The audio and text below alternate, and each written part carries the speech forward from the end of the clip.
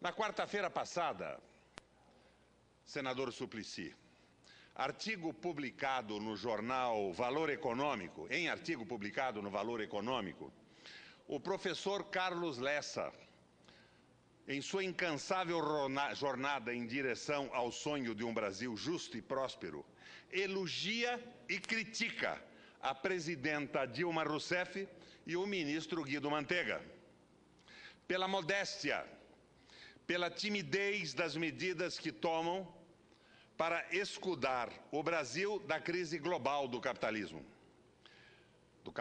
financeiro. Reparos que eu, de a miúde, tenho feito desta tribuna, com insistência. Iniciativas homeopáticas do governo federal, quando o crescer da crise está a exigir soluções mais pesadas, soluções alopáticas. O discurso correto, a prática deixando a desejar. Leio aqui o artigo do professor Lessa, um dos mais lúcidos e combativos economistas do Brasil. Um brasileiro que declara sua brasilidade, o seu nacionalismo, com orgulho e compaixão, e que destrói com maestria toda a fatuidade, toda a indigência do pensamento neoliberal. Vamos ao artigo, cujo título é o seguinte: A presidenta sabe. A presidenta é economista, com sólida formação e ampla informação. Foi ministra do vetor-chave do desenvolvimento, a energia. Conviveu e teve a assessoria pessoal de Maria da Conceição Tavares, uma das mais brilhantes inteligências do Brasil. A presidente sabe que a crise mundial, explicitada em 2008, será de longa duração e que o mundo pós-crise não é previsível, mas haverá a modificação geopolítica do planeta, uma profunda onda de inovações tecnológicas e alterações em padrões comportamentais. A presidente sabe que o futuro exige conhecimento das restrições para, no âmbito do raio de manobra, serem a nação, o povo e sua economia uma folha ao vento da história ou, com vontade civilizatória e solidária do povo, explicitar e desdobrar um projeto nacional. Cabe ao governante atuar no âmbito da manobra com olhar firme, coordenar os atores sociais, atuar em direção ao sonho de um Brasil justo e próspero. Futuro exige conhecimento das restrições para explicar e desdobrar o projeto nacional. A presidente sabe a perversa tendência do sistema financeiro de, em tempos de crise, adotar políticas defensivas que aprofundam a crise. Keynes falava da preferência pela liquidez, que desvia as empresas da realização de investimentos de ampliação de capacidade produtiva e passam a optar por aplicações financeiras. As organizações bancárias e do mercado de capitais tendem a restringir empréstimos e a optar por ampliar suas reservas de imediato. Ao fazê-lo, empossam recursos e aprofundam a tendência à fase depressiva da economia. O coletivo de empresas, acreditando na crise, adota uma conduta que acelera e aprofunda a crise. No limite, participam de um estouro de boiada que corre para o precipício. A presidenta sabe que o Federal Reserve, adquiriu ativos podres e duvidosos e injetou volumes colossais de recursos no sistema bancário norte-americano. Entretanto, esses bancos não estão reativando a economia, estão cautelosos no crédito, prosseguem com a execução de hipotecas imobiliárias e paralisam a atividade da construção civil. A família americana, sem planos de previdências contratuais, hoje vê o futuro com angústia e decidiu pela contenção do consumo, que aprofunda o processo depressivo. Os indicadores macroeconômicos dos Estados Unidos são inquietantes, diz Carlos Lessa. A presidente sabe que os bancos da zona do euro não conseguem coordenar suas políticas nacionais e tendem a praticar um contracionismo que sinaliza a persistência e aprofundamento da crise. Os bancos da zona do euro estão empossando e a Suíça, com medo de uma corrida pelos francos, alinhou sua moeda com o ouro. A presidente sabe que tanto os Estados Unidos quanto a comunidade europeia estão reduzindo importações. A China, que vinha sustentando o crescimento, vem perdendo ímpeto e já sinaliza procedimentos de reforço de seus bancos oficiais. Para evitar a queda das bolsas chinesas, o governo está recompensando ações de seus bancos dos acionistas privados minoritários. A presidente sabe que a Bolsa de Mercadorias de Chicago sustenta os preços relativos de alimentos, de algumas matérias-primas e do petróleo.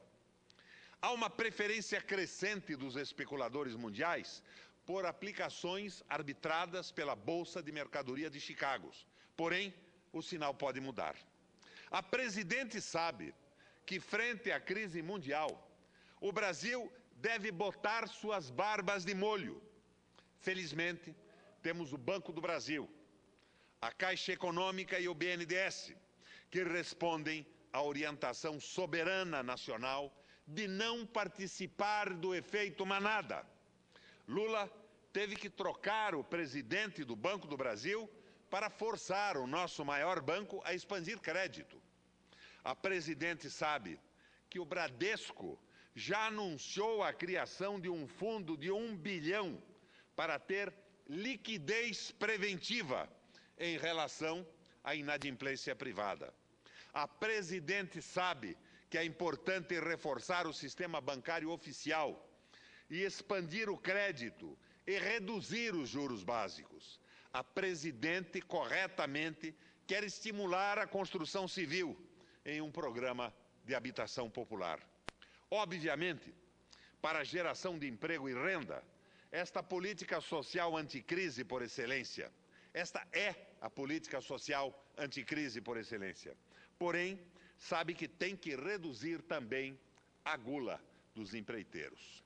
Manter a demanda interna, ampliando o endividamento familiar com compra de veículos automotores e outros bens duráveis, tem um efeito macroeconômico menor e é patrimonialmente equivocada em relação à família brasileira. Talvez seja esse o sentido profundo da enigmática recomendação presidencial. O brasileiro deve consumir com moderação. Uma economista competente não diria esta frase, que parece aplicável à bebida, se não estivesse pensando em desviar as famílias da armadilha da compra de automóveis, de bens duráveis, orientando-as para a ativação da construção civil. Acho inteligente reforçar os fundos imobiliários com aplicações financeiras da Previdência Complementar.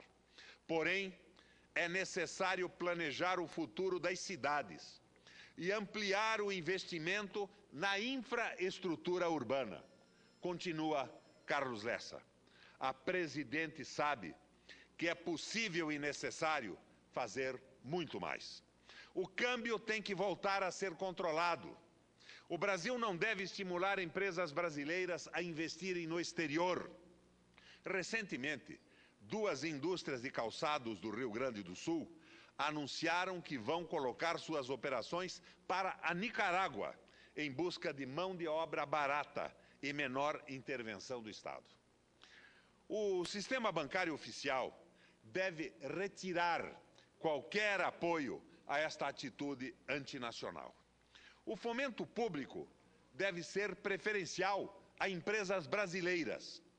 As filiais de multi, na crise, tendem a ampliar remessas para as matrizes. Há um espaço para a empresa de brasileiros crescer, orientadas para o mercado interno. As filiais terão que reduzir remessas para manter suas posições de mercado. Presidente, a desvalorização do real aumenta a rentabilidade das exportações primárias, mas encarecem itens básicos da alimentação popular. É indispensável a recriação do imposto de exportação se houver desvalorização previsível. Devemos selecionar, com critério, aplicações financeiras do exterior, reduzir o endividamento com risco cambial do setor privado, ampliar a proteção a ramos industriais clássicos e adotar uma política pública de comprar o produto brasileiro. A presidente está informada das pressões externas. Algumas deveriam ser ridicularizadas. As associações americanas de indústria de confecção e calçados protestaram contra a adoção pelo Brasil de medidas defensivas desses ramos industriais clássicos e ameaçados. Quero dizer que são as matrizes interessadas em que suas filiais na China ampliem a avalanche de exportações para o Brasil. Continua o Carlos Lessa. No Japão, surgiram resmungos quanto aos obstáculos para importações de veículos pelo Brasil. Somente critico a presidente pela modéstia das medidas. Outra presidente sul-americana, que vem adotando medidas radicais de defesa nacional, acabou de receber uma eleição consagradora, uma reeleição consagradora. A timidez não é sábia em momentos de crise. Senador Suplicy, esse é o artigo do nosso Carlos Lessa. Mas nós, remontando as notícias recentes, antes da reeleição da presidente Cristina, quase que tínhamos segurança de que ela estava liquidada no panorama político do país. A dureza dos exportadores de commodities ligadas às tradings multinacionais criaram uma barreira de contra-informação que não nos deixava entender com clareza a situação da República Argentina. Mas veio a eleição e a realidade entrando pela porta e pela janela da casa dos argentinos, reelegeu com uma maioria soberba a presidenta nacionalista, a presidenta Cristina Kirchner. Que a nossa Dilma Rousseff tenha na Cristina Kirchner, eu não diria um exemplo, mas uma baliza de compreensão e de reforço das atitudes, que no Brasil são perfeitas no discurso, mas estão sendo, a meu ver e do Carlos Lessa, extremamente tímidas na implementação e nas atitudes. Com a palavra, para uma parte, o senador Eduardo Suplicy. Senador Roberto Requião, Vossa Excelência traz aqui uma reflexão de um economista, Carlos Lessa, que certamente é dos mais respeitados, inclusive pela presidenta Dilma Rousseff, que tem nos professores Celso Furtado, Raul Prebisch, Maria da Conceição Tavares, Aldo Ferrer, Antônio Barros de Castro, como Vossa Excelência menciona, são aqueles que formaram um grupo de pensamento que, com Carlos Lessa, desenvolveram ideias que têm muito a ver com o que agora produz e está consubstanciado nesse artigo publicado no Valor, lido por Vossa Excelência.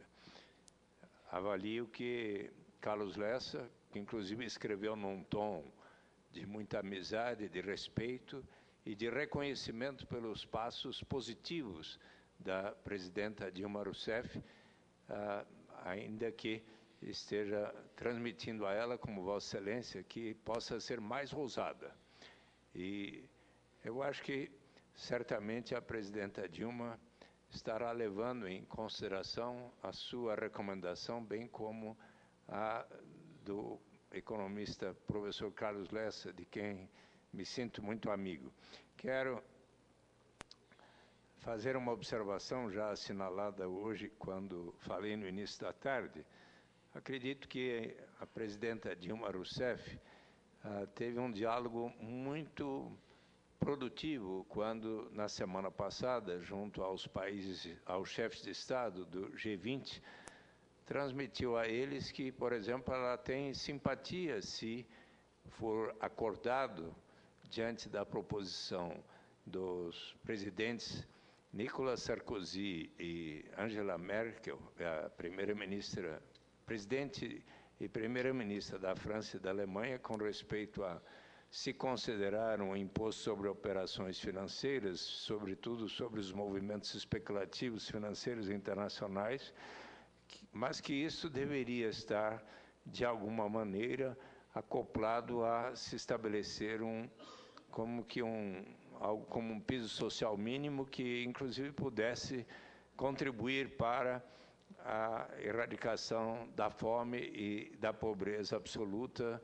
em países, inclusive como os do Chifre da África, que estão sofrendo uma fome endêmica de extraordinária gravidade. E sobre isso resultou, inclusive, do diálogo que ela manteve com outros chefes de Estado, com o diretor da Organização Internacional do Trabalho, João Somávia, que ali ponderou que deve haver, se for para estabelecer um imposto dessa natureza, que precisaria haver esta contrapartida. Eu acho que a presidenta Dilma Rousseff tem muita sintonia com os propósitos expressos por Carlos Lessa em seu artigo. Meus cumprimentos. Senador, só uma observação. Essa proposta relatada por Vossa Excelência é uma proposta de política compensatória. Políticas compensatórias são importantes em determinados momentos. Mas veja o exemplo do Brasil. As políticas compensatórias elevaram a renda dos brasileiros e forjaram um apoio monumental a nosso excelente presidente Lula, que as realizou, continuou e aprofundou com a sua monumental sensibilidade social. Mas nós estamos vendo, ao lado disso, a primarização da nossa economia. Eu não diria que estamos nos desindustrializando, mas a industrialização não cresce com a velocidade com que o Brasil é beneficiado pelo aumento do preço das commodities, que de resto continuam sendo exportadas no mesmo volume, mas por quantias em dólar mais altas. E nós, que vivemos um ciclo baseado no minério de ferro, no petróleo e secundariamente, mas não de forma menos importante, nas commodities, podemos ver o fim desse ciclo, como terminaram outros ciclos da economia privatizada na história do Brasil. É isso que me preocupa. A questão tem que ser olhada pela raiz.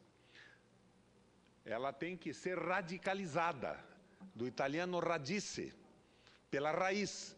As políticas compensatórias são instrumentos importantes em determinado momento, mas não são políticas de fôlego para garantir a recuperação e a soberania de uma nação.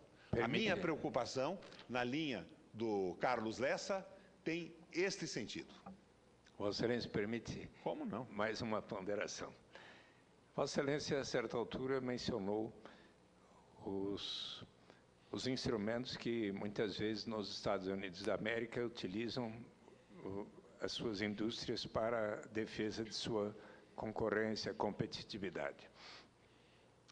Eu queria ponderar, nós brasileiros, seja os empresários, os trabalhadores e nós que estamos com responsabilidades no Executivo e no Congresso Nacional, precisamos nos dar conta do processo de transferência de renda que se dá nos países desenvolvidos, como nos Estados Unidos, no Reino Unido, em quase todos os países europeus. Por exemplo, um trabalhador nos Estados Unidos, que com mulher e 2 crianças, se a soma de sua remuneração anual se for da ordem de $18.000 anuais, ele tem direito a um crédito fiscal por remuneração recebida, o casal tem, da ordem de $5.160, e sua remuneração passa para 23.160 dólares anuais, ultrapassando o que é um nível de pobreza oficial para um casal e 2 crianças de 23 mil dólares. Ora, é a sociedade que, tendo cobrado impostos, acaba complementando a remuneração dos trabalhadores e mais de 26 milhões de famílias de trabalhadores receberam o crédito fiscal por remuneração recebida no ano passado, fazendo com que estas empresas sejam mais competitivas em relação à nossa se não fizermos algo semelhante. Nós temos o programa Bolsa Família com outra característica que não é propriamente aquela. O que eu gostaria de transmitir a Vossa Excelência é que eu acredito que nós devamos ter uma política ainda mais eficaz do que essa que eu acabo de descrever e que é não uma política compensatória, é uma política de direito inalienável de todos os seres humanos participarem da riqueza de cada nação. E isto se dará quando nós passarmos do programa Bolsa Família para a renda básica de cidadania. E se quisermos saber, será que existe algum lugar do mundo onde existe algo semelhante que acabou dando certo e que levou esta comunidade, esta sociedade para um maior grau de equidade? Existe.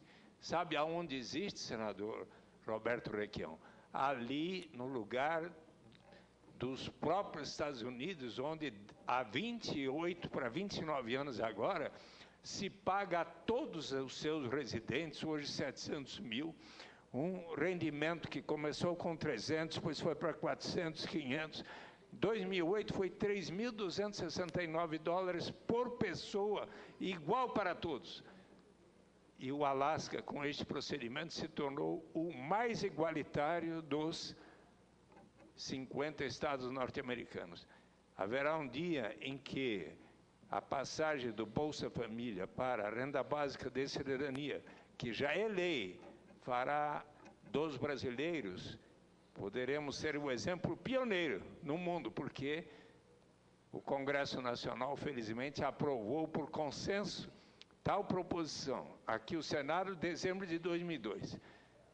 A Câmara, dezembro de 2003. E o presidente Lula sancionou a lei em 8 de janeiro.